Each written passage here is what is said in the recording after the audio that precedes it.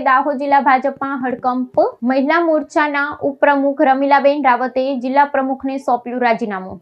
દાહોદ જિલ્લા રાજકીય વર્તુળોમાં એક મહત્વપૂર્ણ ઘટનાક્રમ સામે આવ્યો છે, જેમાં જિલ્લા ભારતીય જનતા પક્ષના મહિલા મોરચાના ઉપપ્રમુખ રમીલાબેન રાવતે પોતાના હોદ્દા પરથી રાજીનામું આપ્યું છે। તેમણે પોતાના ત્યાગપત્ર વિધિવત રીતે જિલ્લા પક્ષ પ્રમુખને સુપ્રત કર્યું છે। આગામી સમયમાં યોજાનારી સ્થાનિક સ્વરાજ્યની સંસ્થાઓની ચૂંટણીઓ પૂર્વે અગ્રણી મહિલા નેતા દ્વારા લેવાયેલા નિર્ણયથી જિલ્લાના સ્થાનિક રાજકારણમાં ગરમાવો વ્યાપી ગયો છે અને અનેક તર્ક વિતર્કો શરૂ થયા છે। લીમખેડા તાલુકા પંચાયતના પૂર્વ પ્રમુખ તરીકે લાંબો રાજકીય અનુભવ ધરાવતા રમીલાબેન રાવત વિસ્તારમાં એક આગવું પ્રભુત્વ ધરાવે છે। મહિલા મોરચાના ઉપપ્રમુખ જેવી મહત્વની જવાબદારી પરથી અચાનક મુક્ત થવાનો તેમનો આ નિર્ણય આશ્ચર્યજનક મનાય છે।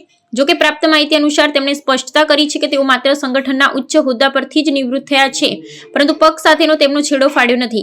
તેઓ એક સામાન્ય નિષ્ઠાવાન કાર્યકર તરીકે પક્ષમાં પોતાની સેવાઓ અવિરતપણે ચાલુ જ રાખશે।